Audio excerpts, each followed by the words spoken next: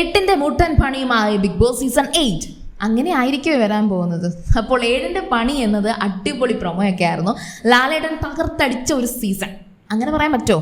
അതായത് 7ാമത്തെ സീസൺ ഒരു മൊത്തത്തിലൊരു ഫുൾ സ്കോർ കൊടുക്കാൻ പറ്റും. എവിടാന്ന് വെച്ചാൽ തുടക്കത്തിൽ ആ ഒരു പ്രൊമോ വീഡിയോ ലാലേട്ടൻ ഏറ്റവും കൂടുതൽ തിളങ്ങി നിന്നത് പ്രൊമോ വീഡിയോകളിലൊക്കെ ആയിരുന്നു.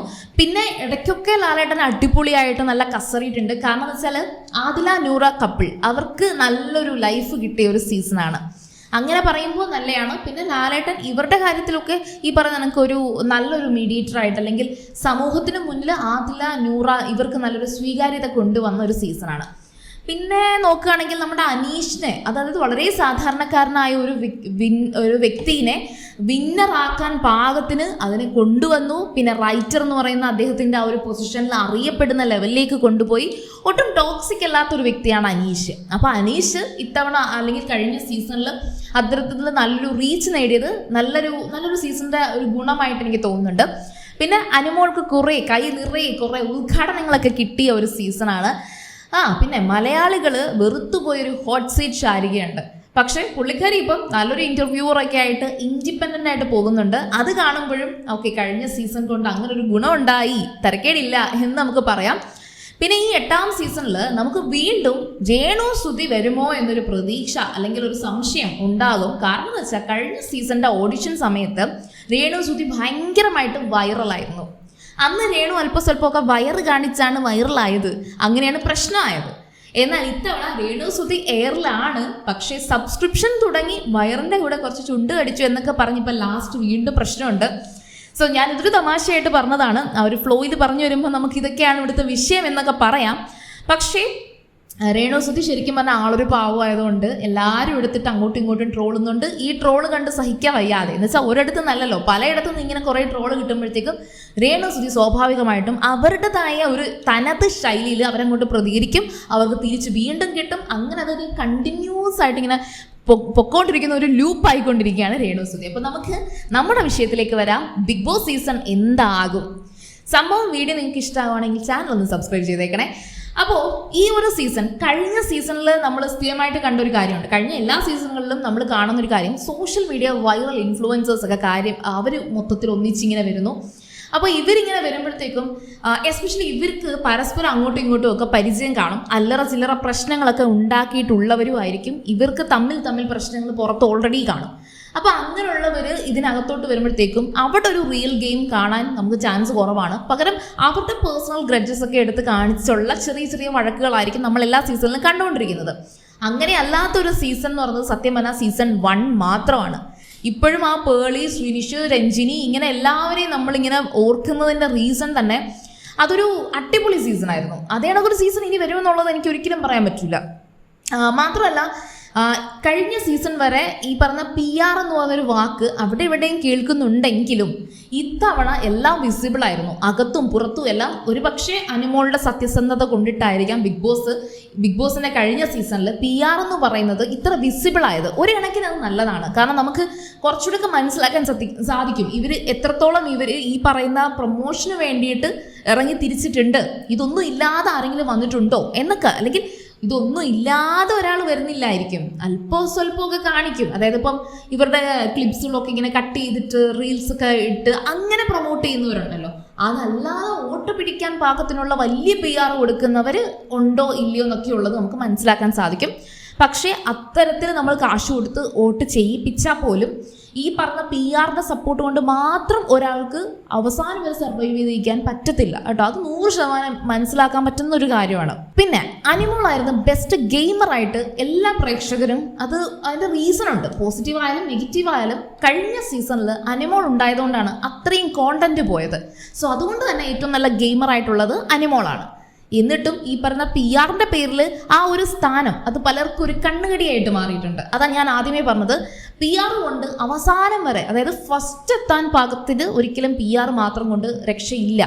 PR വെച്ചിട്ട് നമുക്കിങ്ങനെ കുറേ പ്രൊമോഷൻ വീഡിയോസ് ഒക്കെ ചെയ്ത ആൾക്കാരുടെ ഇടയിൽ ആൾക്കാരുടെ ഒരു ഇൻട്രസ്റ്റ് ഒക്കെ ഈ വ്യക്തിക്ക് ഉണ്ടാക്കി കൊടുക്കാൻ സാധിക്കുമായിരിക്കും. പക്ഷെ എങ്കിലും ചോയ്സ് എന്ന് പറയുന്നത് മറ്റൊരു വ്യക്തിയേക്കാൾ കൂടുതൽ ഇഷ്ടം വന്ന് ഇവർക്ക് വോട്ട് ചെയ്യാനുള്ളൊരു തോന്നലുണ്ടല്ലോ, അത് ഈ പറയുന്ന PR കൊണ്ട് മാത്രം നടക്കൂല.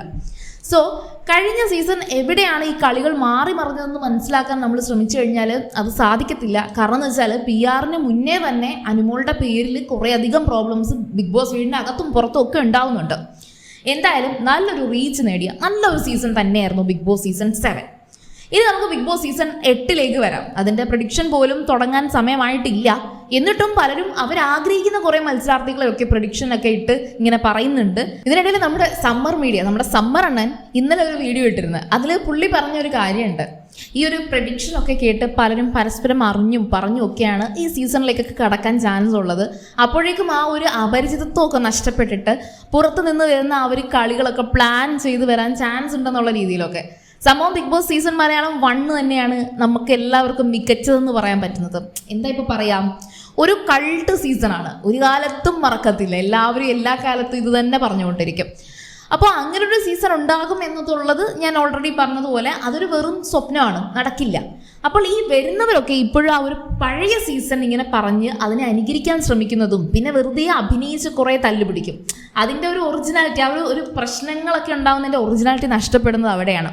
ഇപ്പോൾ ചപ്പാത്തിയുടെ വലിപ്പം കുറഞ്ഞു പോയി, പിന്നെ അതുപോലെ തക്കാളി കട്ടുകൊണ്ടുപോയി, അങ്ങനെയുള്ള കഥകളിലേക്ക് ഇങ്ങനെ അല്ലെങ്കിൽ ആ ഒരു പ്രശ്നങ്ങൾ അവിടെ അങ്ങ് ചുരുങ്ങുകയാണ് ചെയ്യുന്നത്.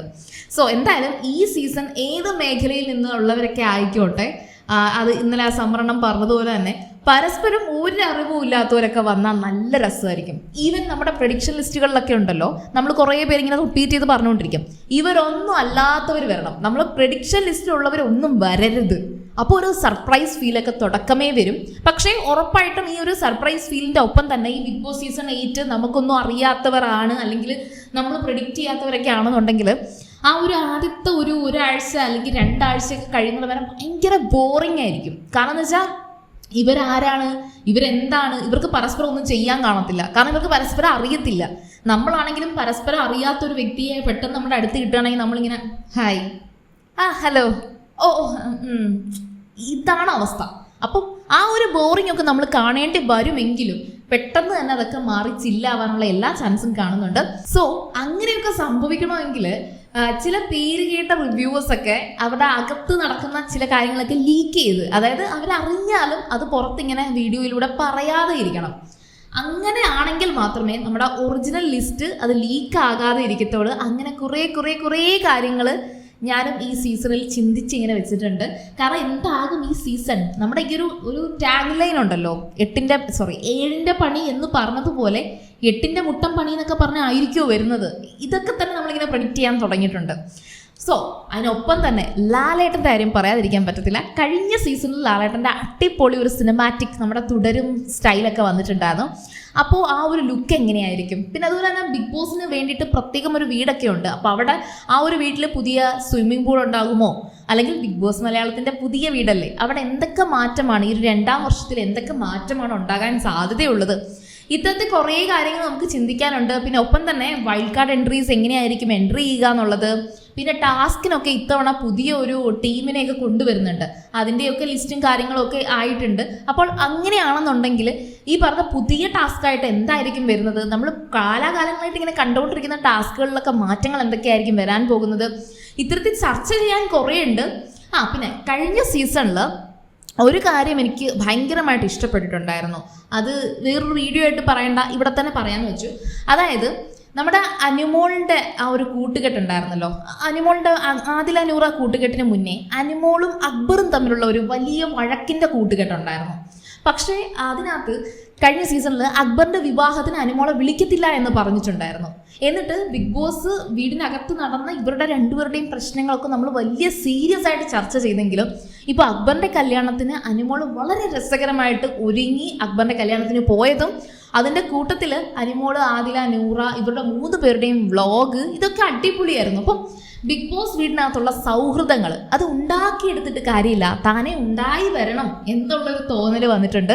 അതുപോലെ തന്നെ അനുമോളും നെവിനും തമ്മിലുള്ള ഫ്രണ്ട്ഷിപ്പും അതുപോലെയാണ്. അനുമോളും ശൈത്യയും തമ്മിലുള്ള ഫ്രണ്ട്ഷിപ്പ്, അവരുടെ സൗഹൃദമാണ് ആദ്യം തുടങ്ങിയത്. പക്ഷെ ഇന്ന് അവരുടെ സൗഹൃദത്തെക്കുറിച്ച് എവിടെയും കേൾക്കാനില്ല. പറയുന്നുണ്ടെങ്കിൽ പോലും ഇപ്പോഴും നെഗറ്റീവാണ്.